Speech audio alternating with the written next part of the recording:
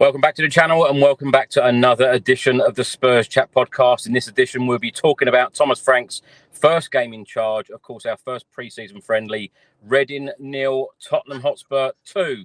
Now, both goals were scored in the second half. Will Lancashire putting Spurs 1-0 up in the 49th minute, assisted by Luka Vuskovic, making his debut today. And then Luka Vuskovic scoring his debut goal after 53 minutes. Now, it was a good performance by Spurs. Of course, Thomas Frank went with starting 11 and then changed the starting 11, all 11 players, in the second half. Possession, Reading had 34%, Tottenham's 66%. Shots, Reading had 10 and Spurs had 12. Shots on target, Reading 3, Spurs 4. And corners, Reading 6, Tottenham Hotspur 12. Now, we are live on YouTube, X and Facebook, so please do get involved. Let us know how you are feeling right now as a Tottenham Hotspur fan. Let us know how you're feeling about Thomas Frank, the appointment of him and his new coaching staff. And let us know how you are feeling about the transfer window as well. Now, as per normal, I've got three very special guests to talk about today's game. Back with us is Si the Fox. Si, how are you? Yeah, I'm good, mate. Just like to say hello to the fellow fans of the Europa champions. So good to say that to everybody. And I'm going to be banging that out for the next 300 days or so. So get used to that. But other than that, I'm really good, mate, as ever. Yep, we don't mind hearing that at all from any of you. Europa League champions. I've been hearing it all afternoon in the Select Car Leasing Stadium. I know that's a mouthful as well. Back with us also is Kate from The Perfect Match. Kate, how are you? I'm good, thank you. I mean, you say you're going to say that for the next 300 days. I plan to say it for the next 300 weeks, or as long as I'm alive. I'm living off that Champions of Europe. So, but it's good to be back, Chris. Thanks for the invite. Great to have you here. And making his debut on the podcast today is Gary Ward. Gary, great to have you here. How are you? Yeah, doing very well. Thanks, mate. Pleasure to be here. And like my friends here, very happy to be a supporter of Tottenham at the moment. We are champions of Europe. Gary, let's start today's show with you. Of course, Spurs won today 2-0 at Reading, our first pre-season friendly. Of course, Thomas Frank, new manager, taken over from Ange Postecoglou, who, of course, guided us to Europa League success. First of all, what do you make of the appointment of Thomas Frank? And secondly, what do you make of our performance today? Yeah, very happy that Thomas Frank's the new boss. I liked Ange. I liked probably the first few months of Ange, and then I started to sort of find some of the football poor, if I'm honest, and the development of players. I think when you look at Thomas Frank, he has a good reputation for development of players and the way that he goes about his teams and the setup and formation wise. So when there was the opportunity that he was coming in, I was very excited, very happy that he was coming in. Information has come out throughout the summer, just him walking around the training ground for me, just talking about his principles, talking about who he is as a character, I think went a long way. And just the communication coming out of the club for me was exciting. So I was very excited to watch today's game. Probably been more excited to watch a pre-season friendly before, if I'm honest. I do really like Thomas Frank, and I'm really hoping that this could be something exciting for us all. And I felt that the performance today, while we weren't going to blow anyone apart, and I think that was quite normal and expected. I was very excited about little tactical changes he'd made to the team that I felt that were long overdue, especially after sort of last season's performance. I know all of you guys watched it on Spurs Play, but I tell you what, inside the stadium today, something that I really noticed before the game, during the game, and particularly after the game, Thomas Frank and two of his coaches in particular, Justin Cochrane and Matt Wells, constantly talking to the players with tactics boards, constantly just giving them directions, constantly talking to them. And, we haven't really seen that before, especially from Ange Postecoglou in the last couple of years. It does seem to be very, very different, the way that they are communicating on the pitch so publicly with the squad. So let's come to you. As Gary mentioned there, nothing to get excited about, but it was a very professional performance, I felt. Of course, we'll come on to talk about it, that Thomas Frank made 11 changes at the half-time break. Pre-season is all about fitness. It's not about, blowing anyone away. But everyone seemed to put in a shift today. And, of course, we saw last pre-season that a lot of the youngsters, whenever they were involved, they certainly took their opportunities, and they certainly done that today. Luka Vuskovic being one of them, which we'll talk about as well. But what did you make of the performance overall today?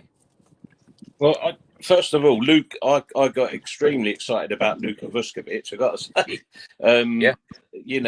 Not just the fact that he, the header that created the goal and the goal he scored, but also he seemed to be aware in the back. But overall, we're building now, aren't we? We're building towards a Super Cup, which you get into if you are Europa League champions, I believe. Oh, look, I've said it again. What a shame. So I think it's all geared towards the start of the season, and the fact that we put out 2 teams, one for each half, is obviously what's needed to get the players some game time, get them used to the new systems. And also for me, I was fascinated because I don't know what you guys saw in the stadium, Chris, but on Spurs play, you could see that Frank, with the board that he took out the team that were going to play in the second half, he was changing it before he went to speak to the players from what they originally thought. So he was proactively managing what Reading had done. And lo and behold, in the second half, we go and score goals against them that we couldn't in the first half, because him and his coaches have seen something. So for me, that proactivity is going to be the key to us going forward. So, lots of positives from there. Good to see the youngsters back out on the pitch again. And it was all building towards the clash between the 2 champions of Europe. Oh my goodness, I said it again. Sorry. Do you know what, Si? Even at the half-time break, Thomas Frank actually got down on his knees, because got right down next to Heung-min Son. Heung-min Son was lacing up his boots, and he actually got down into position where he knew that Son would see the ball and said, look, this is how I want you to play. This is exactly what I want you to do. I love seeing all of that, because we don't normally see that from managers, particularly the managers that we have had in recent years, getting so involved and so publicly as well, like I said. Kate, what do you make of today's performance and win? Yeah, look, I think you've all said it. I think the in-game management is something that Ange was criticised about last season, and we saw it today in all its glory. I think Thomas Frank's got us playing. We look so much more organised in both halves with both teams. It's good that he's quite happy to chop and change it about. I thought there were some really positive performances. I thought... Sorry, I've got to be a little bit girly here and say I never realised quite how handsome Vuskovic was as well. It took me a little bit by surprise. As well as being an absolute baller, he's a bit of a looker as well. But it's the same age as my son, so that's completely inappropriate. But I had to just say it anyway. I thought it was a really good overall performance. Like you say, very professional. We didn't blow them away, but I don't think at any time we looked like we was in any trouble. I think Kudus looked like he was born to play for Spurs. And as much as it pains me to say it, I think when you look at the quality of Kudus on the right wing, you realise how desperate we are for a player of that quality on the left wing. And I just don't see Sonny being that player going forward. And I think Sonny knows that, because his body language today just looked like a player that's coming to the end of his career. And I know that's a negative way to sort of start my contributions to this stream, but I think you notice the difference in quality really early on in that second half between Kudus and Sonny. And it's not Son's fault. Age happens to us all. But it was just very apparent today. Kate, I'm one of Heung-min Son's biggest fans, but I actually found it quite sad to see today, Heung-min Son. The way that he tried to take on certain players and couldn't, the miss over the bar, which we'll talk about. But there were a lot of moments today which, it was very disappointing. And you could see that he was very, very disappointed after the game as well.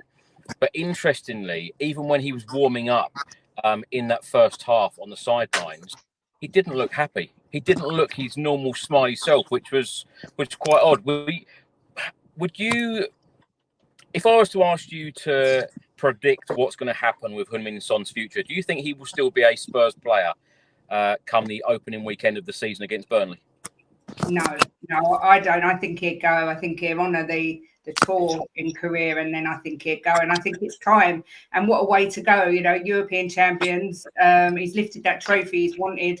Go out on a high. But I just look at him, and I said it before. I just look at Hugo Lloris. How we played him into the ground. Jan Vertonghen as well. When we played him, and he wasn't good enough anymore. And I don't want to see Sonny disappear like that, because he's a legend at Tottenham. So for me, I think that he'd be gone before the first Premier League match.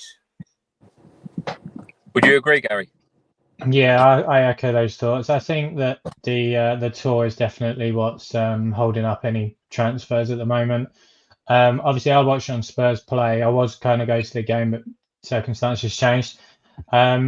There was they did cut to him at one point. He was smiling and waving at the fans, but outside of when he actually played, I don't think his body language really showed that he was happy, fit, or really wanted to be there. And unfortunately, I think time is unfortunately creeped up on him. I would have, and it's horrible to say because I absolutely love the guy.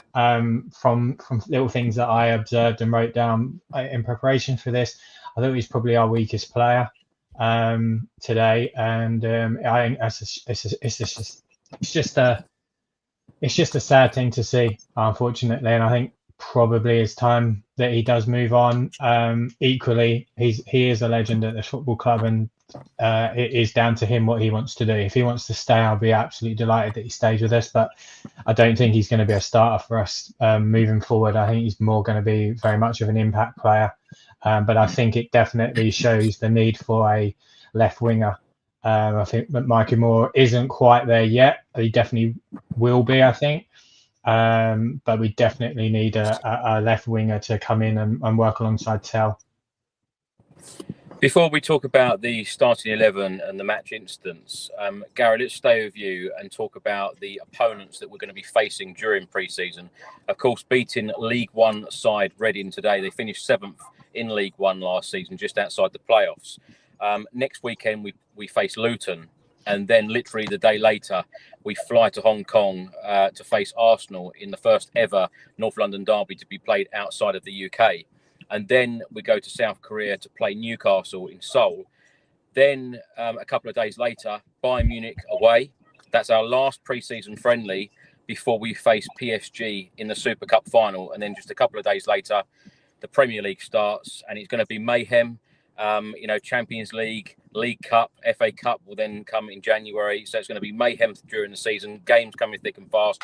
But overall, Gary, with this pre-season tour that we've got, especially the tour in Asia, before, obviously going on to that huge game against PSG, what do you make of the opponents that we're facing in this pre-season? Because many people today will go, you're facing a League One side, you should be winning comfortably anyway. But sometimes pre-season, or a lot of time during pre-season, it's not about the results. It is about, the performances. It is about patterns of play. But most importantly, it is about the fitness. But what do you make of the level of opposition that we'll be facing?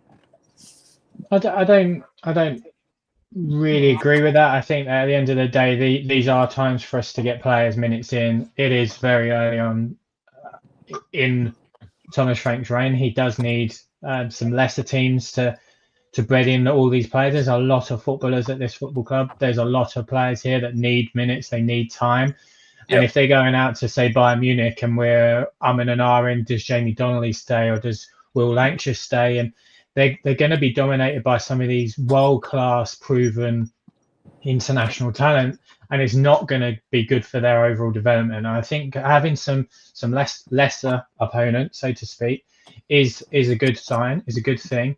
But equally, we do need to play some better teams with better quality of players, because we're going to be coming up against that regularly in the Premier League and in the Champions League, but certainly, against PSG in the Super Cup. We do need to be playing these games. And I think it's a good mix. I think two is good, and then we start going against teams that we're familiar with. Okay, we played Bayern Munich last season as well. Obviously, it's part of the Harry Kane deal, so that's a good sign. And then kicking into the season. So for me, I'm not overly critical on who we're playing. I think it's a good sign for getting as many minutes into some of these younger players, especially the ones coming back on loan.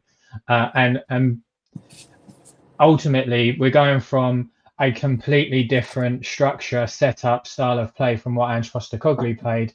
And these lads are not going to learn that, overnight. They're going to need some time and more possession, because we're not going to put 65% possession in against the likes of Bayern Munich and things like that. So we need to have these games. I think it was good to be tested against a physical side like Reading as well, because they were physical with our players today. And they're not on a bad run of form either. I think they haven't lost in the last 3 games. So, they're not mugs, shall we say. But it's going to get tougher, let's be honest.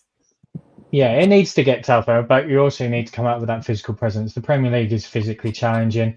Then you go into Europe, it's obviously very fast, but a lot more tactical, technical. And then the Premier League bit pretty much is just speed and power. So we've got a good mix over those sort of 4 or 5 games. So hopefully that it beds in, some of our younger players and some of the new signings, because Vuskovic obviously is a brand new signing. Obviously he signed last year, but it's the first time he's played for us. Kudus, and both I thought looked very, very comfortable today. But I'd like to see how they go on against better opposition, which Luton will hopefully be. Yeah, but I think it's split, isn't it? That we've got the first 2 matches are kind of fitness and process matches, and then the real test come when we get to start playing Newcastle, Arsenal, and the like. So we're kind of ramping it up. In quality, you could argue that Bayern are the next step up, and then ultimately we're playing PSG, who are the champions of Europe, along with ourselves. So before we come on to talk about the starting 11, 2 notable players that weren't there today. Solomon has picked up an injury. Richarlison was not injured, but he wasn't chosen to be part of this squad. What do you make of that decision? Richarlison one surprises me, only because we've heard Thomas Frank speak highly of him in some of the interviews he's done. So that one was a bit of a surprise. But then again, there's a lot of speculation about where his future's going to be. And, he's one of the players for me. And I'm along with you, Chris, with Sonny. It'll break my heart the day he goes. But people like Richarlison, Sonny, it's their time to go, in my opinion. Richie, for us, has just been unreliable. And you can't have that if, as everybody will have you believe, we want to compete on all 4 fronts. You need, the majority of your players not to be fragile, don't you? And I think the Solomon one, again, for me, if you look back over his career, last season aside with Leeds, his injury record is sketchy, to say the best. So am I surprised he's injured? Probably not. And again, it's just another player for me that doesn't really match up with our aspirations. So, of course, 22 players got 45 minutes today, which is great to see. As Gary said, to get minutes in the legs, so early on in pre-season, very, very important for going forward in this pre-season. Kinski started, although the club actually put Vicario starting, but apparently that was it was a mistake, basically. So Kinski started in goal. Porro, Danso, Romero, Udogi. Romero, of course, was captain. Bentancur, Sarr, Devine, Johnson, Solanke, and more. What do you make of the starting 11 and any of those players you want to pick out? Well, I must admit, on a confidence level, Kinski is on a different parallel to everybody else, chipping balls out, curling them with his foot. So I find him fascinating, to be quite honest. I think that the Bentancur Sarr axis was, and then the Basuma Bergvall in the second half, and sorry to cut across, was a part of the tactical plan. I think Devine, he and Moore have got to prove themselves to be capable physically. So to see them together, but with a fair bit of experience around them, was good from my perspective, or my view on how we should set up. And, I just think it was having a look at them, see how they could cope with a decent team around them. I always find Brennan Johnson fascinating because, there's no doubt about it. The boy knows where the goal is, doesn't he? But then again, am I convinced that he produces enough from his position? Probably not. And I think that, come the first game of the season, you probably won't see him in the starting lineup. I think it will be Kudus who starts there, and I think Johnson's got a fight in his hand if he wants to start in the big games. But to me, that's great. But I think Thomas Frank just needs to work out what Brennan Johnson is going to be to us as part of the team, or what he's going to bring, what he's asking him to do. And going back again, they've all just been coached one way. Thomas Frank has had how many weeks with them? 5-6 weeks. You're not going to solve everything overnight, are you? But he's got, another 4 weeks until the real stuff starts. And I kind of think he's got the, emotional and personal intelligence to fathom it out long before we come to competitive games. So, all in all, I think the way we split the teams up was good, but there wasn't much I would have changed about the first half.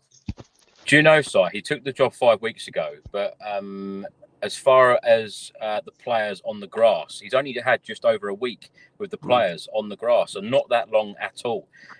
So, a good start from his point of view and the team. So I want to stay with you for a second because you mentioned about Kinski.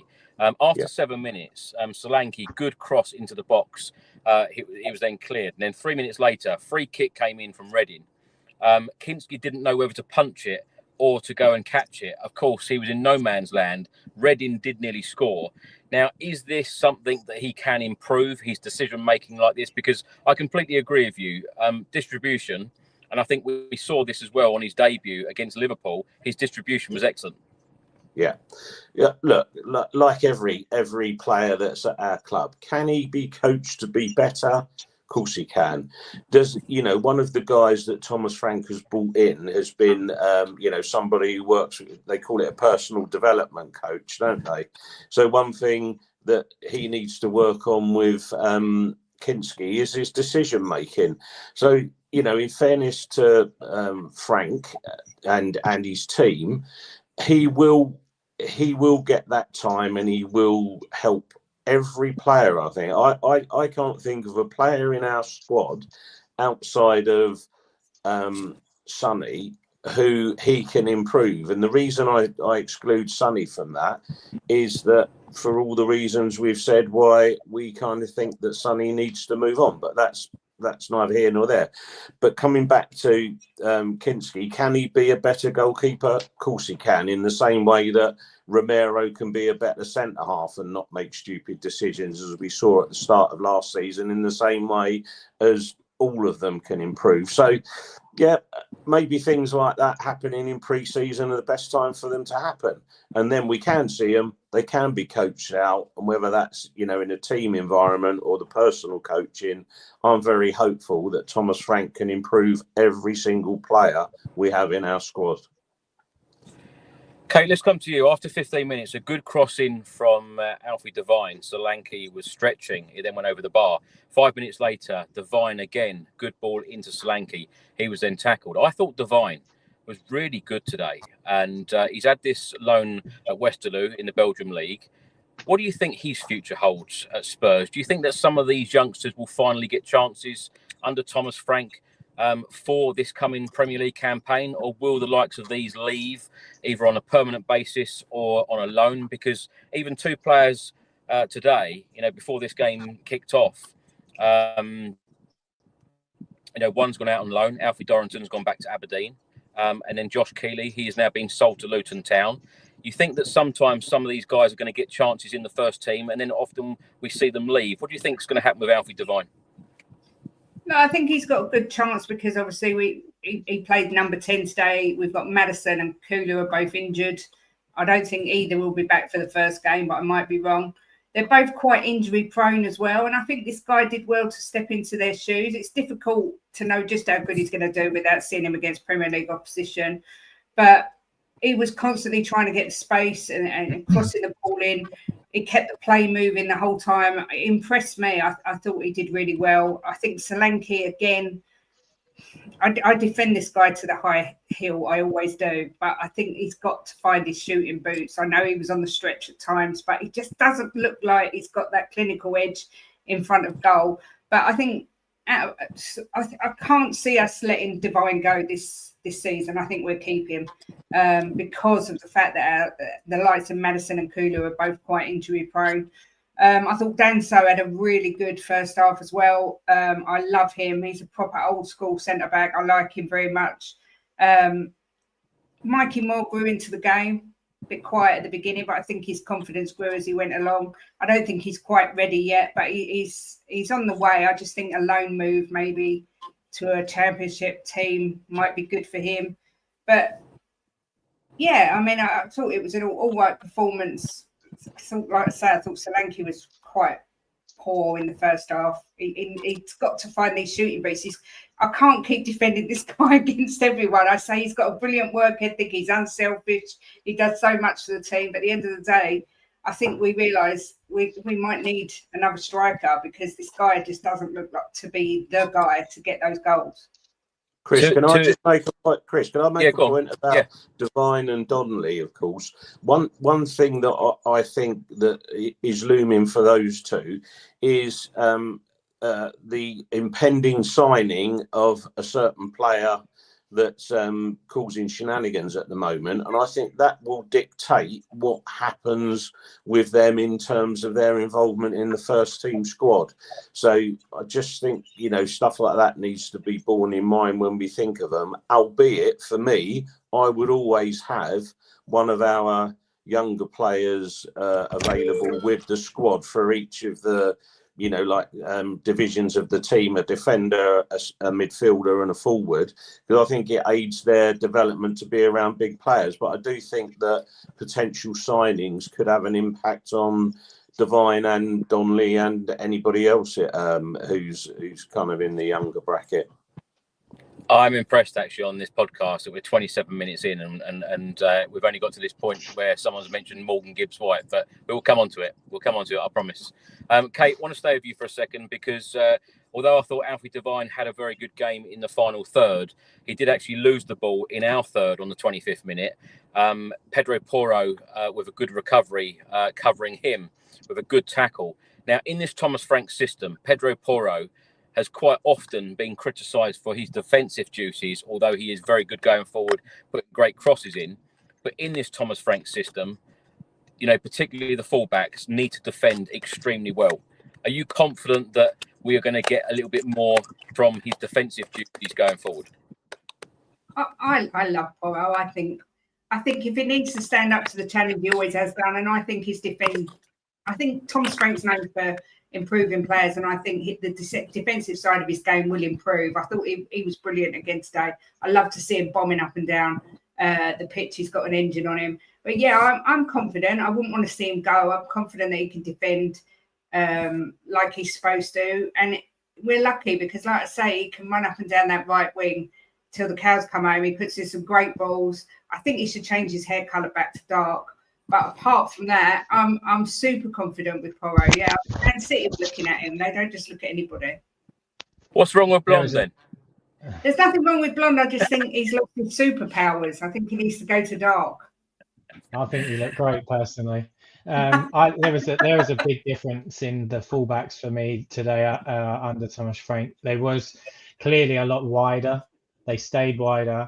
But equally, one of the biggest things that I noticed is if, say, Ndoggy bombed forward, Pedro Porro didn't go as far. He tucked in a little bit more, whereas with Ange, both of them went, and we were just constant. And then both holding midfielders or a holding midfielder all went, and we were just kept. There was just so much gaps behind us. That was clear to me today that wasn't the case. It was like a traditional back four. One goes, the other one sits a little bit deeper, and then vice versa. And that was a big difference that I saw today. Probably instantly, you could see that. There's that fine line, though, Gary, isn't there? And even Thomas Frank said in his press conference on Friday that there are times to be pragmatic. Do you think that is going to frustrate some people sometimes because they're not they're not being entertained in certain games. I completely agree with you, because, you know, a football manager, their job is to get results, not necessarily sometimes about, you know, I know we all love to be entertained and we all want to be, you know, excited every single game, but it can't be like that when you're grinding results out and getting good results.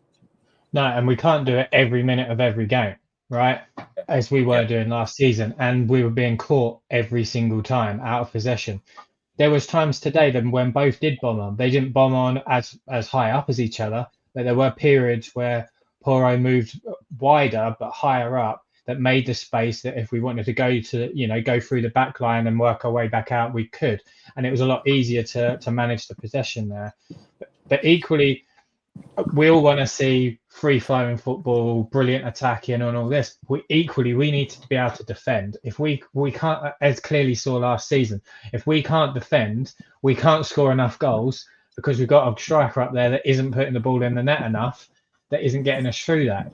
It might have been different under Harry Kane maybe, but we need to be able to defend better. And I clearly saw today in both halves, the back four, to me, like, I call it an older style, but it isn't. It's just a style that works and a way that works.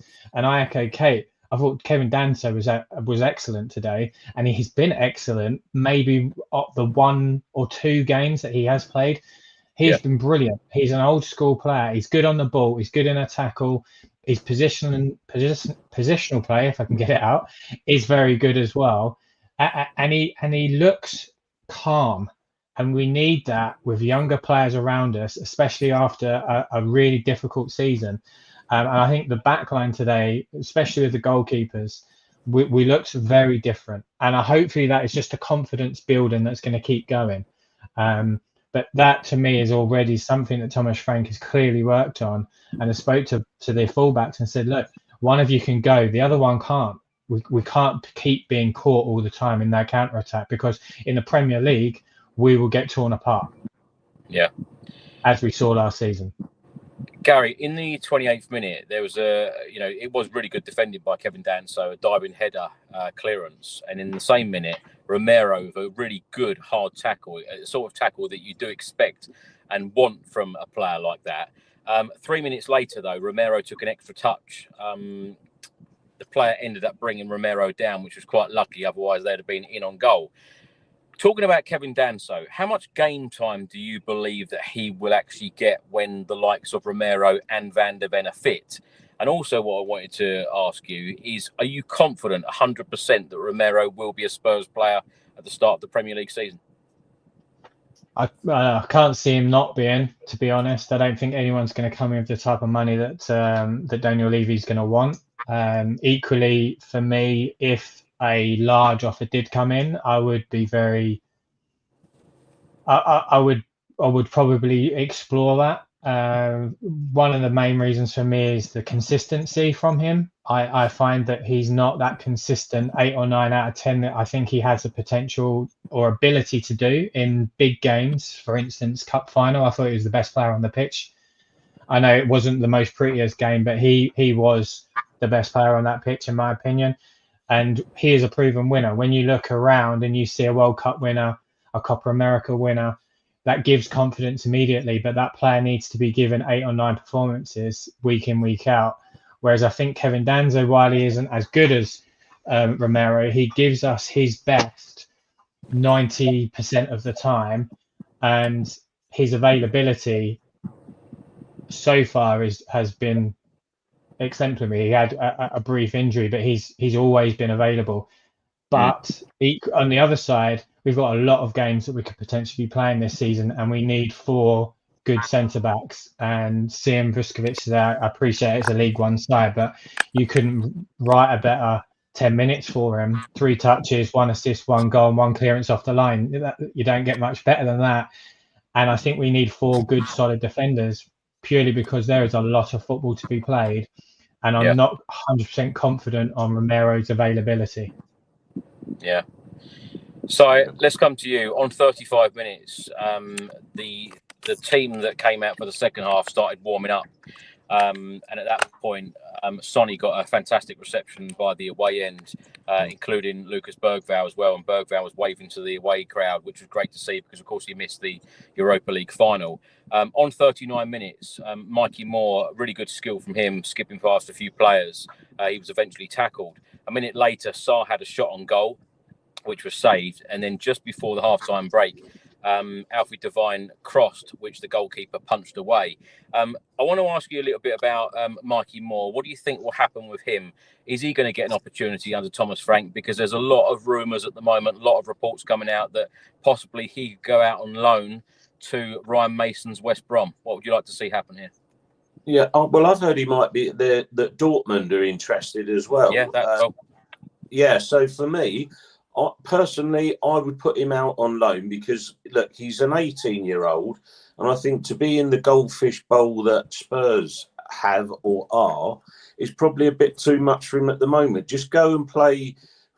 This sounds so patronising. I don't mean it to be. Go and play some more men's football. Learn your trade. You know, perhaps beef up just a little bit more, and then hopefully when that happens, he'll be ready to play in the first team. I think that we all really want him to be a player. I thought that probably one decent, maybe a couple of good dribbles today. Other than that, I didn't see a huge amount from him that made me think, oh my God, this is our answer to our left wing potential problem. I think that he definitely needs to go out and get some minutes. And you look at that, like Kate said earlier, the physicality of the lower leagues will only improve him long term. And I couldn't think of a better place to go than West Brom to be with Ryan Mason. That's clearly going to look after him. But yeah, today I felt out of the two between him and Alfie. Alfie grew into the game. I think if you watched the first 10 minutes, he struggled a little bit, especially in possession, but he really grew into the game. But with Alfie, out of possession, he dropped into a 3. In possession, he was a lot more advanced than a 10, and that showed a lot of good tactical changes that Thomas Frank had got. Whereas Mikey Moore really tried to keep the play as wide as possible, but didn't take a player on as much as perhaps he could have. And I think it's probably a better sign if we get him some minutes more to develop him better. And I think that going out on loan is definitely the answer. Gary, the way you talk about a lot of these youngsters here, do you think there's going to be any surprises? Do you think there's going to be any players that are going to be given a real good opportunity in the Premier League and in Champions League that might even surprise us? I really hope so, because we don't have a great track record of developing our players. We sign a lot of younger players, but we don't develop a huge amount. Will Lancashire today looked good. He looked very good in times of good runs. He took the goal well, but the likelihood is probably going to go back out on loan again. And we seem to consistently do this. There, we get a player, we're excited about them, or we bring somebody through, and then they go out on loan, and we don't give them enough time to play. And the biggest reason I think that is the managers that we've had in charge. Poch was clearly interested in developing players. He developed a number of people that he brought in. We went to Conte, that has no interest whatsoever of developing footballers. You can look at, I'm a huge Serie A fan. You can look at Napoli last season and what he's doing now. He wants players that will win him a trophy now. He doesn't care about the future. He did the same at Inter Milan. They're win now players. Jose Mourinho, other than maybe Porto and Chelsea, exactly the same thing. They're win now mentalities. And while we should have that, we need to be able to develop people that we have in our incredible academy. And I feel like Thomas Frank is someone that could do that. Now, I think we'll probably see over the Luton game. And if we've got some of these going out into career, etc., there might be a few surprises. Do I think that's going to be Mikey Moore? No. I think it might tend to be someone at the back. I think maybe Ashley Phillips, someone like that, might stay. I don't know. But I feel like there's going to be somebody. At the minute, we've only been a week with Thomas Frank, and it's difficult to say who that might be.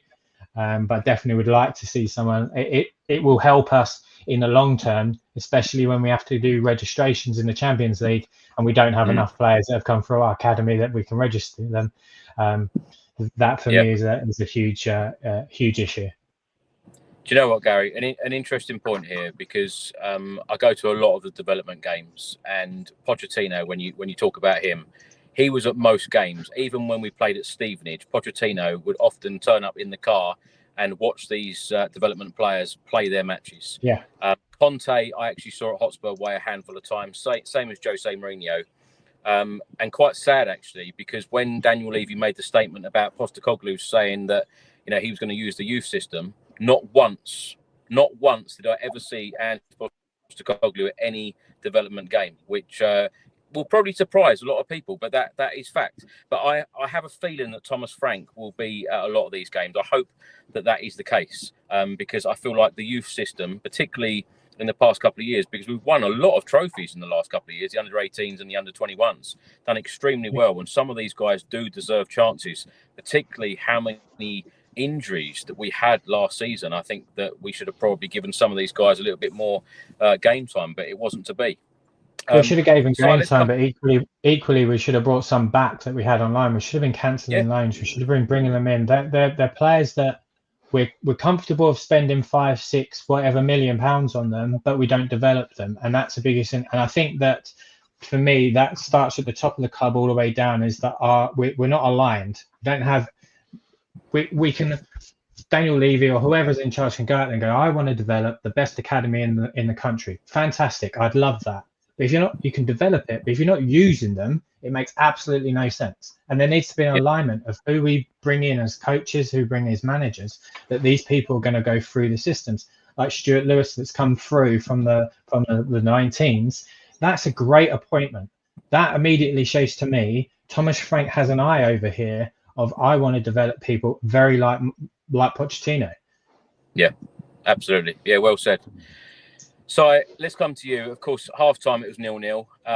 As I said earlier, Thomas Frank and his coaching staff pretty much spent the whole of the half-time 15 minutes on the pitch with their tactical boards, and they were telling players exactly what they expected of them. I took a number of videos, but where I am at the moment in Reading, the internet is not that great. So please do forgive me. They will be uploaded at some point this evening. So 11 subs at half-time: Vicario, Davis, Bergvall, Donnelly, Lancashire, Basuma, Son, Kudus, Van der Ven, Vuskovic and Spence. Now, it's exciting, isn't it, when we see 22 different players getting 45 minutes. Of course, it is about the game time. It is about getting minutes into the legs. Any standout players, before we talk about the match instance from the second half, any standout players for you? Oh yes, Mr. Vuskovic. He was absolutely amazing. He blew me away. So I have no idea where we found him and where we've been hiding him. And I know the reasons we couldn't get him was because of the rule about his age, etc. But wowee, what a way to announce yourself to the Tottenham faithful. So in the first, he makes a goal, scores a goal, blocks a goal, does just absolutely amazing. So that kind of blew me away. And then again, the other thing, when I saw Kudus accelerate twice, it was like, wow, this is what we've been missing on the right. And I think what the guys have said earlier, when you then look at the left and think, if we had a double threat like that, we'd actually be making some chances for dear old Dom. And rather than him running doggies backwards and forwards, he could actually get on the end of some stuff, which would probably help him a little bit. But again, Kudus, for the goal that Vuskovic scored, just the way, he looked up, he slowed it down, he put it in the right place. So we have an intelligent player on our hands, don't we, in Kudus? And I just think, we just need the mirror on the left. Now, could Tell be the bloke to do that? Maybe with some coaching that we've all been speaking about. He put in some good performances last year, not least. I thought he was excellent when we were away at Frankfurt and other games. Saw him play. There's something about that lad. And I just think, looking at the players that come out in the second half, Bergvall was a bit sloppy. Ben Davies was Ben Davies. One thing I loved about Ben Davies was on the 80th minute, we gave away a chance when a guy had a shot, and he was giving it the old concentrate. It's a friendly, Ben. But what a professional. Now, that's what you need around those youngsters, don't you, as we've all been saying. But yeah, I was just blown away by Vuskovic and Kudus. So yeah, brilliant. And also, I actually thought Will Lancashire was mobile, not just his goal. I thought he did some good stuff, got himself in some good positions. So, you know, hopeful that he can do well. Although there's talk of him going back to West Brom with Ryan Mason there, who I think would just do a good job with him, and we'd get a better player back for us for the future. You know, we're talking about development.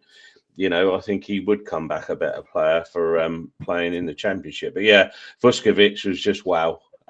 Absolutely wow.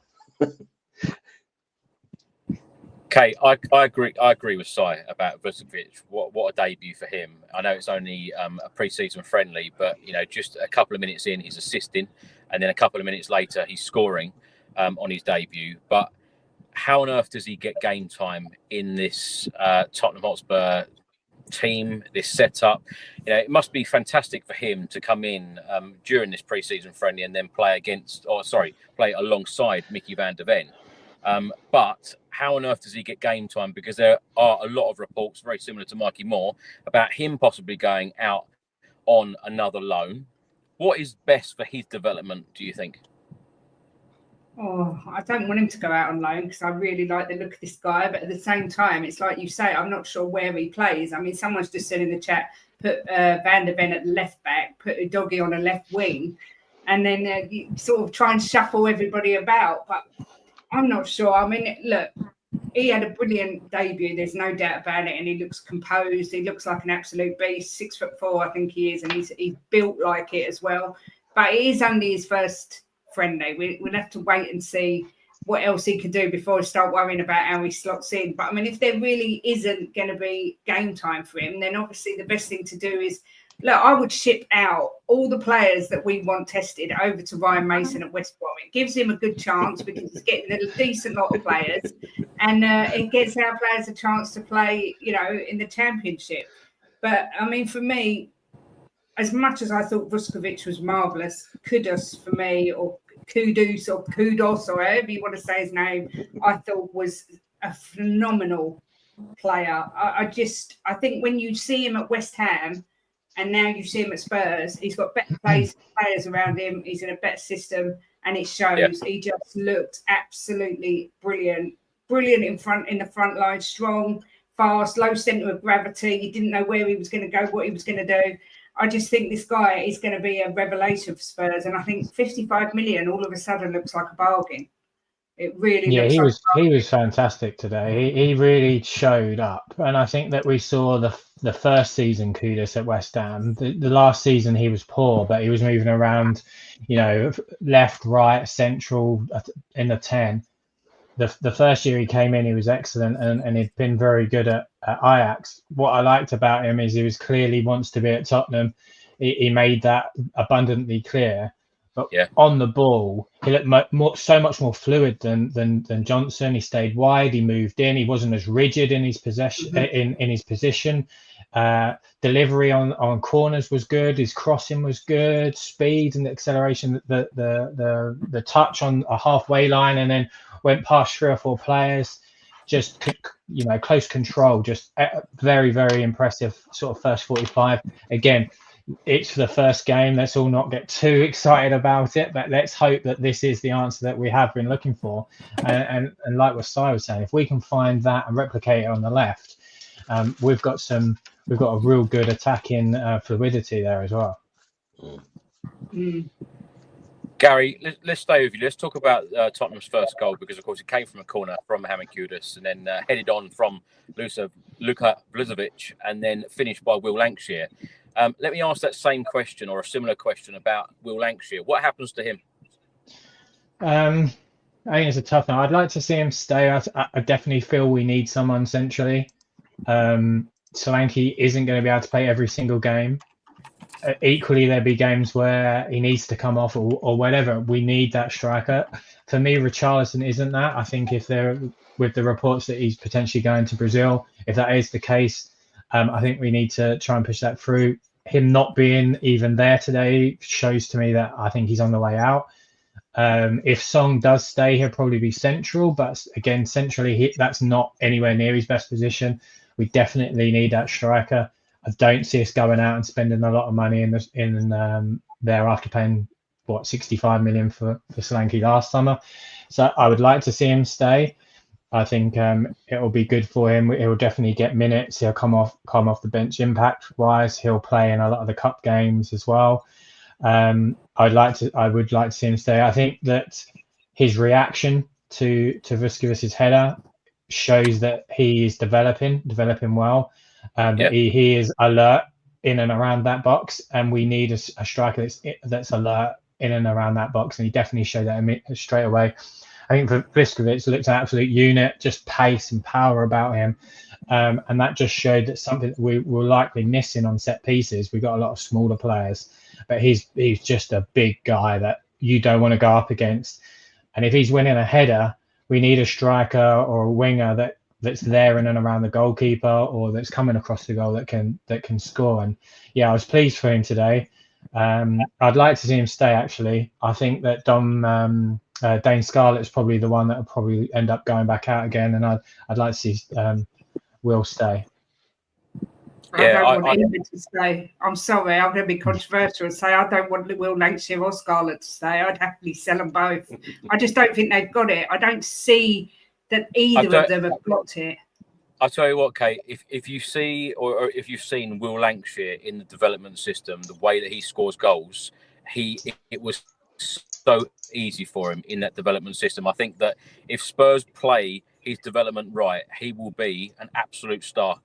He is a natural goal scorer, a really, really good finisher. And as I say, in and around that box. And around that box, that's the type of thing you need. I don't know. There might be some people that remember. Obviously, us here, we're at certain ages, I guess. There might be people in the chat. A Gary Lineker. It wasn't pretty, but in that box, if that was coming, he's scoring, and that's what we need. And that's what we miss. And I was always. I grew up a big Teddy Sheringham fan. I used to try and play football. I was a striker. I used to try and play like Teddy Sheringham. I'd always drop in the whole. That's what Dom Solanke does. Right, but he's not getting back into that box to score the goals. We need a person that's going to be in and around that box to score. And similar to Chris, I live literally 30 minutes from Stevenage. I've seen him play so many times, and I think that the bringing through Stuart Lewis is a brilliant move, because he will know how these players are playing, and he can say to Thomas Frank, "This is what we need." It's interesting you say that, Kate, because what you said about Dom Solanke earlier about you want him to have a shot. You will certainly see that with Will Lancashire if he's given that opportunity. So, Chris, if someone sort of said to you, look, you can go and get a striker, like, I don't know, a striker on the market, or you can stick with Lancashire, do you think he's ready to make that step up to be in the first team? That's what I was saying. I think that Spurs need to play this very clever in terms of, I think the next loan is really, really important. I would probably loan him out for a part of this season, perhaps up until January. But I feel like his development needs to be managed really, really well, as do a lot of the players. And this is what I was saying, that it's interesting because some of the youngsters who you think will get opportunities don't, and then they're sold on. It's going to be an interesting one. But even Thomas Frank said in the press conference on Friday that he doesn't really see that Spurs are going to go out and spend money in that final third. It's going to be probably more in other positions. So he's obviously happy with what he's got in that final third. I think isn't there a point though, but about if Lancashire goes off to somebody like, Ryan Mason or Chris Davis at Birmingham, who've got experience of him in the past, they will know the skills that he's got to make the most of. So, but what he needs to go, as everybody's saying, is somewhere where he actually plays. That's the criteria. He has to play. So, sorry. I tell you what, Harry Kane. When Harry Kane went out on loan to Leyton Orient, Leicester, Millwall, etc., when he had all of those loans, so many Spurs fans, even when he was in a Spurs shirt, a lot of people said, no, he's not good enough, get rid of him. Look what happened to Harry Kane. Agreed. Kate, you're not convinced, are you? No, I'm going to take you know far more than me about the youngsters. I just heard it all with Dane Scarlett, and I never saw it with him. But I haven't seen enough of Lancashire to say that they're exactly the same. So I'm going to take your advice on this, Chris, and wave the Lancashire flag until something changes. But I think it shows from we did hear it from Dane Scarlett, and we even heard it from Jose Mourinho. How many times did Jose Mourinho actually play him? And we hear it. We've got to give these guys this opportunity. Like Chris said, Harry Kane was given a chance. Tim Sherwood gave him a shot. And a lot of us thought, this guy ain't going to be anything. I'm not saying in any way he's going to be a Harry Kane.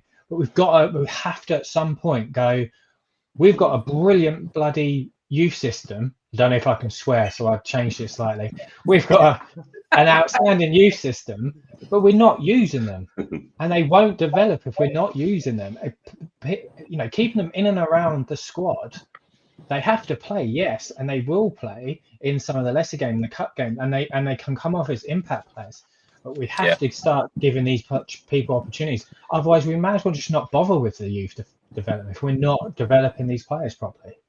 But can I go back to my earlier point about, with the first team squad, you need one young defender, one young midfielder, and one young forward around the squad that you can play in, certain games, and it will bring them on. And I think, then the other ones you have to think about, we've got to put them in a loan. But as we're banging on about the same point, they have to play. If they don't play, the loan's useless. But there you absolutely. go. Yeah, you're totally right, Si.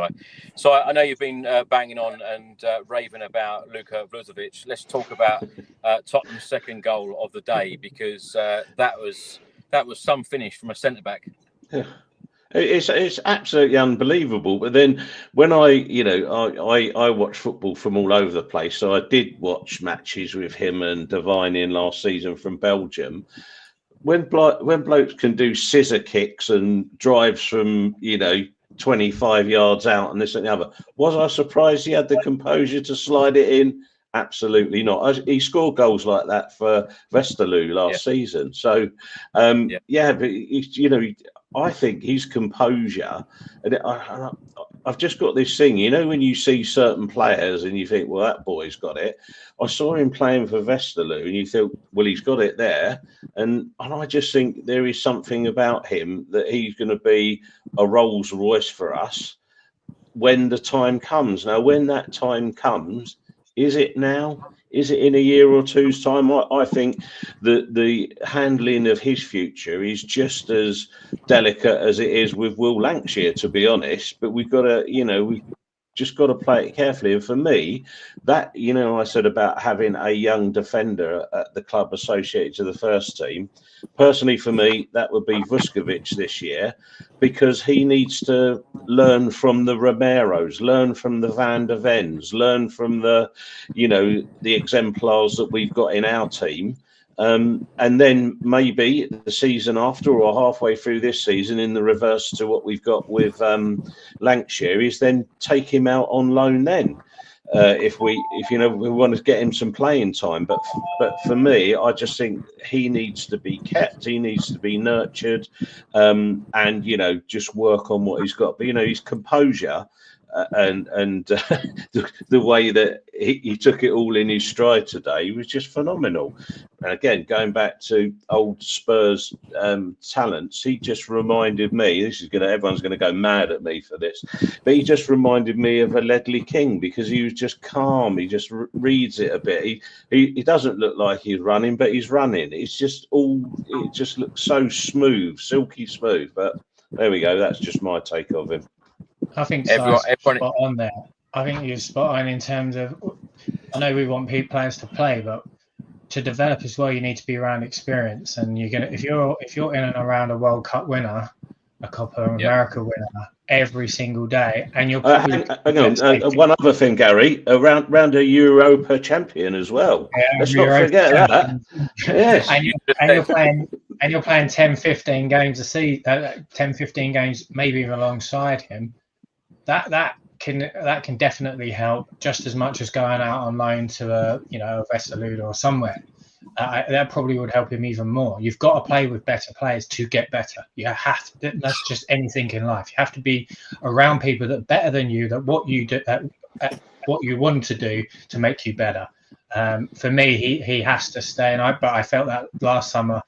Once I watched in January, once I've watched him a few times, I thought this guy's got to be with us. Just a physical presence alone, to me, makes me think that this guy needs to be in and around the squad.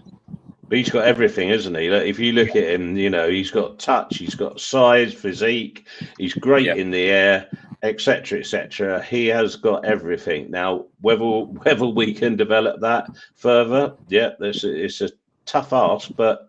He's got all the skills and the tools. We've just got to nurture it into being the player that he could potentially be. Absolutely. It's great to see as well the youngsters really taking their opportunities, because we talk about this a lot on the podcast week by week by saying about the youngsters. When they do get that opportunity, you've got to grab it with both hands, and I feel like the squad certainly did that today. Kate, let's come on to you. Vicario today in the second half made a couple of great saves. What did you make of him? What do you make of him last season? There's still a bit of a question mark about Vicario. I saw a lot of people when we first started the show saying, does anyone think that there's an argument that he's not our first team keeper? I think he's good, but Jim pointed something out to me today, that how poor he is with his feet. Like, a lot of the time it looks like he gets the ball stuck under his feet. But look, I really like Vicario. I mean, I've got his picture right behind me. I think he's a great player. I think he's going to get better. He's still not really old for a keeper, so still got time to improve. I thought he did well. I thought Kinski did well as well. And I think as they both get better, we'll hopefully see competition for places, which is only going to improve Vicario as well. But I think he comes in for quite a lot of stick.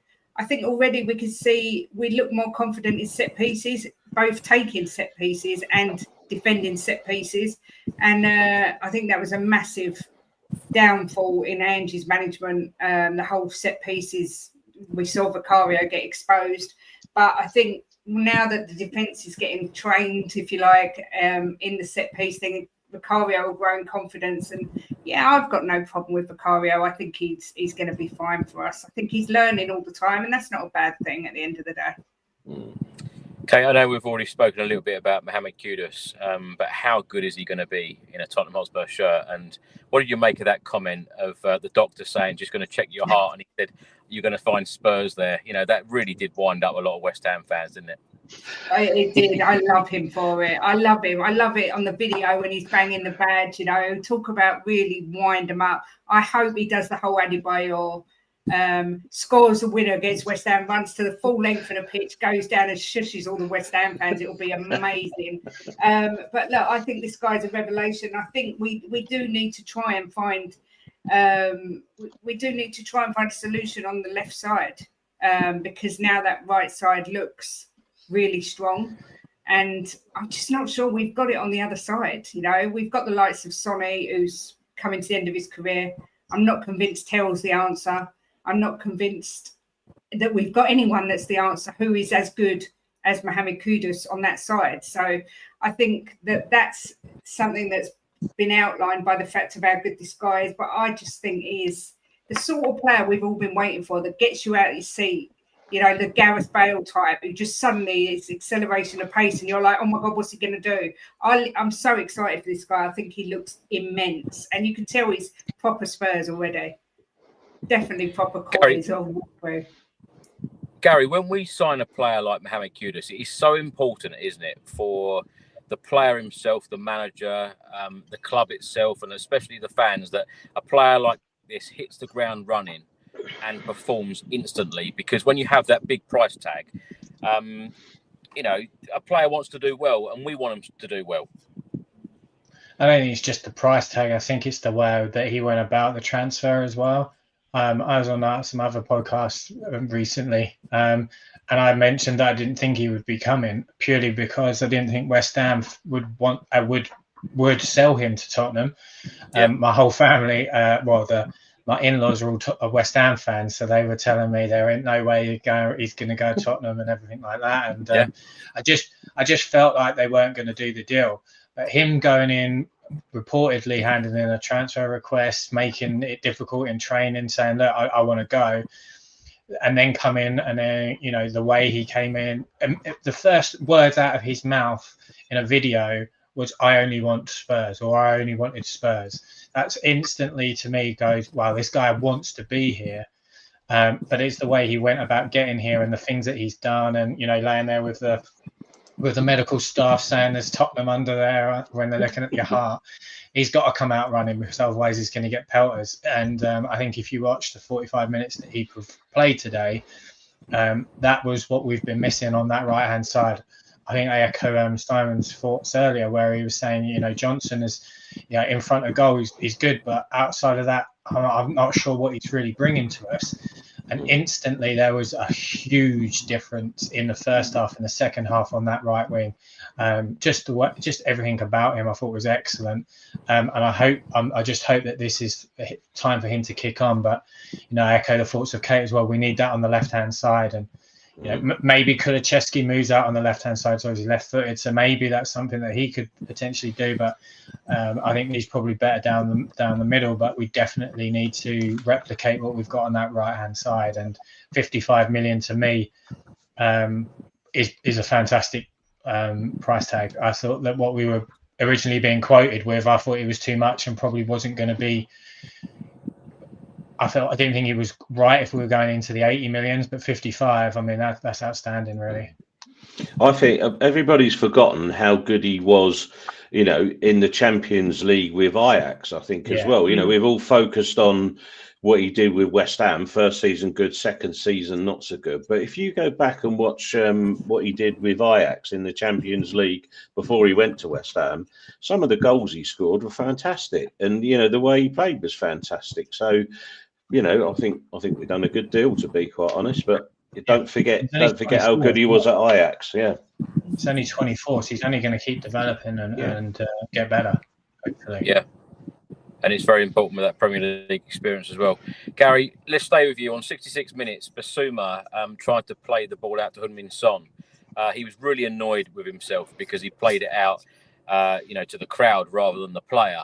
Ange Postecoglou criticised Bissouma a couple of times last season. What do you think his future holds? Would you say that he is going to be a Spurs player at the start of the Premier League season? I don't think he will be. He's going into his final year at the club along with Bentancur. I thought Bentancur was very, very good in the first half. I like he dropped off a lot, making good triangles with the centre-backs to then advance the play, and then making the same sort of triangles alongside Sarr and Devine to advance the play. I thought he looked very good. Bissouma, I really liked when he first came in. I thought they definitely fallen off. The latter part of last season started to improve. But I think he will probably be the one to move on, especially for hopefully Morgan Gibbs-White will come in and play within that system where he could play. I would like to see maybe Morgan Gibbs-White play in that too, and be that pivot to move the ball out and spray it across the field, and then make some runs. I don't think Bissouma is there, and I think that some of the body language today might have also showed that he probably knows that as well. Where he goes, I don't know. Maybe to Italy, or I know that people in Turkey want him, Fenerbahce. If I am wrong, please correct me. But I think he will be going this summer, and I think it's probably the right time. So let's come to you. On 72 minutes, a Spurs corner. It was headed out. It went to Heung-min Son, and everyone thought he was going to blast it in the back of the net. Of course, it went over the bar into the away end. Everyone looked a little bit disappointed. He looked very, very disappointed. What did you make of this chance? And as I said to Kate earlier, or as I asked Kate earlier about Heung-min Son's future, do you think he will be a Spurs player at the start of the season? No, I don't think he'll be a Spurs player. I think he'll be going after we've done his obligated duties in South Korea when we go over there. What did I expect from Sonny today? Well, in fairness to him, he's only been back training for less time than the others because of the international stuff. But yeah. I've kind of, been vocal about this anyway. For people like Sonny, he has nothing to prove at Spurs. He owes Spurs nothing. And I think to bookend his career with, the last meaningful action that he had was in that final and raising the trophy, that is the perfect ending for me. And, I just think we're going to see him deteriorate and, like players that have gone before him. Do we want to watch over that? I don't think I don't. I can't speak for others, but I don't. And then there's a number of other factors and I know this will sound cold-hearted, but for us, if we sell him, and we get a fee for him, that fee is total FFP profit for us because his contract was written off a long, long time ago. So in terms of that side of the equation, if we got a fee for him, it will help us. Would I like him to go somewhere and finish off his career in style? Of course I would. And the place for him to go is America. Go to America.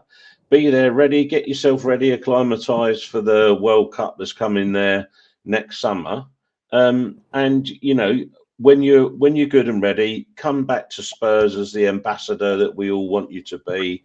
But let our last memory of you in meaningful action be raising that trophy. That's where I sit with Sonny, and I've loved him, and I will always love him, and he will always have that place in my heart. So let's stay with you. On 78 minutes, Mohammed Kudus to Jamie Donnelly. He had his shot deflected wide, and then the Spurs also went close in the 85th minute through Jed Spence. And right at the end of the game, Vicario making another good save. So, of course, the game ended 2-2. 2-0. Si, last couple... 2-2? My God. Yeah, last couple of questions for you. So, yeah. Morgan Gibbs-White. I know all of you want to talk about Morgan Gibbs-White. He played today against Monaco for Nottingham Forest. Do you expect this deal to go through? Would you expect him to be a Spurs player at the start of the season? I do expect the deal to go through, and I do expect him to be a Spurs player at the start of the season. I'm lucky enough to have associates who are involved with the drafting of sports contracts, and a release clause is a release clause. Now, there might be conditions attached to it, but generally release clauses say that when a number is met, the player is released from their contract. There's a clue in the name, a release clause. And regardless of it being pantomime season with Father Christmas at Nottingham Forest chairman wanting to play games, I just expect him to come through. I'll go back to the point. Release clauses are release clauses, whether you like it or not. They are a matter of legal law, and they can't be challenged. And the other thing as well, I'm just going to raise a point to everybody listening and other people in the chat, is that just remind me what Christian Romero's release clause is. Oh, that would be he hasn't got one because we didn't allow one to go into the contract. Now, whether Marinakis likes it or not, the release clause is in the contract, and there's bugger all he can do about it except for make a song and a dance about whether he's going to let Gibbs-White go or not. But there's the other side to this. Let's look at Morgan's Gibbs-White today. Was he professional and played for Nottingham Forest? Of course he was, because he's a professional.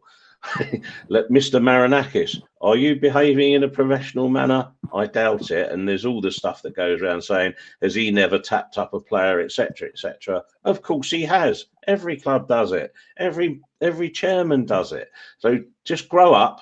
Let the deal go through. But I'll come back to your direct question, Chris. Yes, Morgan's Gibbs-White will be a Spurs player by the start of the season. Okay, this does seem a bit of a crazy situation, doesn't it? The fact that he does have a release clause. Spurs want to pay the release clause. Then on Sky Sports, they were stating that Nottingham Forest have come out and said that he's now not for sale. it does seem crazy, doesn't it? This situation of, and of course, if he signs for Spurs, this will be a real game changer for us.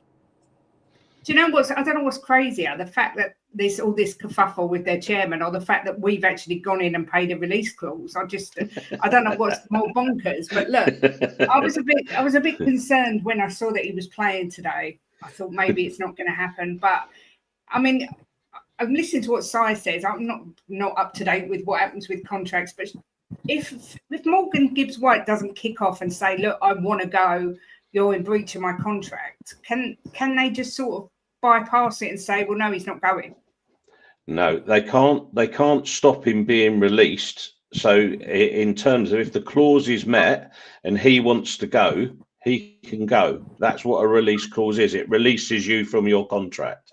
So it comes down to what the player wants to do. If the player says, no, I don't want to go, well, then he doesn't go. If he says he does want to go, then in terms of law, there's nothing anybody can do if he wishes to leave. Yeah, so I think it's safe to say that he will be coming, because he said all along that he wants Spurs. So, it's a massive signing for us. I think he's a brilliant player, but more so it's a massive indication of how we've changed, that we've just gone straight in and gone, right, we'll pay the release clause, we'll take him off you. We've basically gone to Forest, West Ham, and taken both their best players, which something Spurs just don't do. So I do feel like there's something changing at the club, and I'm liking what I'm seeing so far. Yeah, Gary, going on to what Kate said there about the ambition, it does seem that we are very ambitious in this transfer window. How do you feel like the transfer window will end for Tottenham on the 1st of September? What else do Tottenham need going into that Champions League and Premier League campaign? Well, I think as soon as we get Morgan Gibbs-White over the line, it will go to a holding midfield or a number 6. I think that's the next sort of stage that we need to look at. Someone with Premier League experience. For me, someone that's a little bit nasty in the tackle, that can break the play up. And then, like a earlier point I made, I wouldn't be objected to have Morgan Gibbs-White next to somebody like that essentially can move the ball onto, this nasty player. I know nasty is a wrong word, but I hope you understand what I mean in terms of in the tackle, that isn't afraid of that type of thing. Doesn't need to be amazing on the ball, can move it to a ball player. Morgan Gibbs-White can then start the play from deep. Got someone like James Maddison or Kulusevski in front of him, and then we can move through the lines. But I think the number 6 there is definitely essential. I think keeping Bentancur and Sarr and Bergvall is paramount as well, and then working in with there. So for me, a number 6, I wouldn't mind equally seeing someone that can play left and right back. So similar, like a Jed Spence, if we could find another one like that, that would be good. For me, the reason being is that we've got so many football games coming up that we need numbers that are able to come in and make impacts from the bench. So for me, someone on a fullback and a number 6 after Morgan Gibbs-White. Equally, I just don't see us paying the money that we would need to improve the strike force. So earlier point is keeping someone like Will Lancashire at the club. As long as he plays, like we've all said, that's kind of where I see the rest of our transfer window going. But for me, the intent is clearly there. Are we just using the Champions League money that's apparently being available, or is there more underlying things that we're not aware of, like somebody is coming in to invest? But equally, people that are investing don't spend their money until it's made public. So I think that we're probably spending Champions League money that we've generated and probably money that we've won through the Europa League, because we won the Europa League last season, if anyone wasn't aware. Can I just make one point on the money front, Chris? That there is going to be a capital injection into Spurs. Make no mistake, whether it comes from ENIC or a third party, there is a capital investment coming. And I think you'll see it actually hit the books or be registered at Companies House after the transfer windows close, because you don't want to put that in the public domain what your finances are available. And I bored Chris senseless, sorry mate, about the fact that Spurs did have money, always would have had money going into this window, regardless of the Champions League position, because of, you know, I don't know, sorry if I'm preaching to people that know already, but Spurs historically for the last 6 seasons have been the Premier League club with the highest bank balance when the FFP figures go in. We have the money. So, but there will be a capital injection, and I say it'll be registered after the window's closed. So we can go and get some more players. And then the other thing that I don't think's factored in is that, you know, if Richarlison, Bissouma, Solomon, whomever you want to add to that list leave, then that adds to our funding to bring players in. And, you know, just sorry to cut across my 3 players that we still need to do. For me, we need a left back, we need another central midfielder, and for me, I'd go and get another top class left-sided forward. But that's for me. The rest of it, I think we're good and covered. I still feel like we need a couple of more experienced players. Kate, last question for you. What would you like to see happen in the remainder of this transfer window up until the 1st of September? What would make you feel really confident for that Premier League and Champions League campaign? And as everyone keeps saying, Daniel Levy and now Thomas Frank has even come out and said it, we want to be fighting on all fronts. We should be competitive in all competitions. Yeah. I'd like to see a left winger that's as good as Kudus, but on the other side. I think our front 3 needs an injection of something there. I'd like to see a defensive midfielder come in, like a monster 6, something like that, and a left back. And I think if we can get 3 good, experienced players in those 3 positions, we're going to be a little bit of a force, because after watching today how good we are going forward, I think if we could just make a couple of tweaks, I think we've got the basis of a really good team there. We've got to remember we've got Maddison still to come back, and I think we're going to see a different Maddison this season. I think Thomas Frank's going to get out of Maddison a lot more than Ange Postecoglou did. I also think we'll see a different Solanke this year, but I think he needs the service from both sides. But the trouble with the left winger is who's it going to be? And we've just signed Tell and stuff, so I don't really see that happening. But me personally, I would like a DM, a left winger, a left back. Kate, lastly, Jimbo has been on the Super Chat series. Said it's important we strengthen the midfield to challenge for trophies. He talked about trophies already. I think we still need at least 4 top players minimum. Jim, do you know what? I agree with you. I think that we need to go big in this transfer window. I really do hope that we go big in this transfer window. Mohammed Kudus, a fantastic signing. Morgan Gibbs-White, if we can get that one over the line, I think that would be a real statement signing.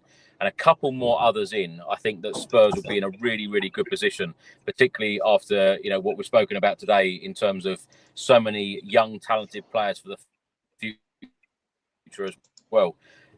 Kate, thank you so much for joining us today, and please don't leave it this amount of time until the next one. So we'd like to have you back on very, very soon.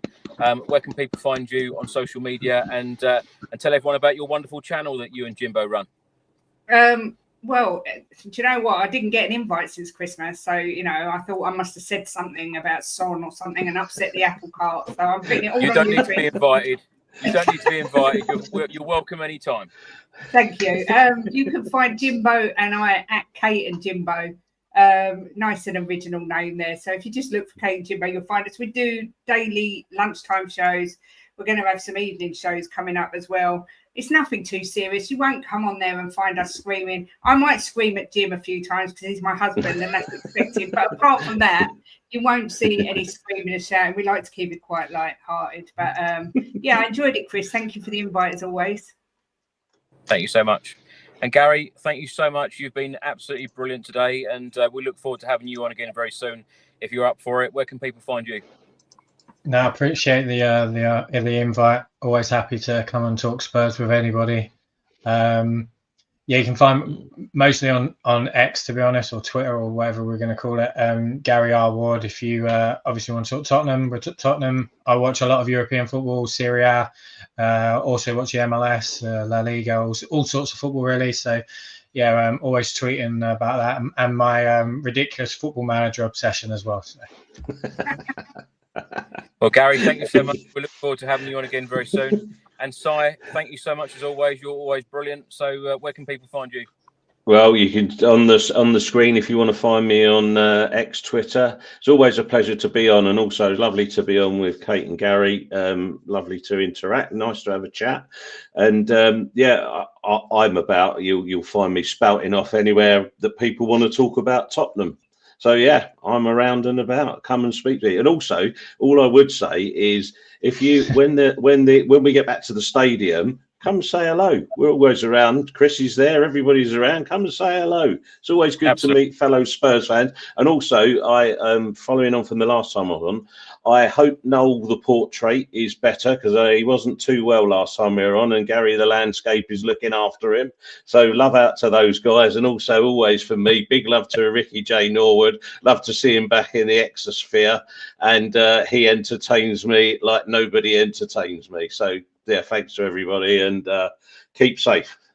I went over and spoke to Chris at the football. I was completely starstruck, actually. I was like, that's Chris Cowlin. We've been watching Chris for years. And I had to go over and introduce myself, and the rest is history. Yeah. Well, you're a regular here now, Kate. You're going to be on every week now. You've said that. So, right. Fair enough. So, hi, Gary, Kate, thank you so much for all of your input. And, it's always nice to talk about Spurs win. Thomas Frank has got off to a winning start. Let's hope that is like that in the Premier League as well. And in our first cup game, that big game against PSG. Wouldn't that be nice to win another trophy in 2025? Incredible. Yeah. But thank you so much for coming on this afternoon. And thanks for watching, everyone. Thanks for listening. We will be back Sunday morning for a fan show. If you'd like to get involved in that, please do send me an email, tottenhamfanchris@gmail.com. It'd be great to have as many of you from all around the world as possible to talk about Spurs, Thomas Frank, and the transfer window. Enjoy the rest of your weekend, and come on, you Spurs. Come on, you.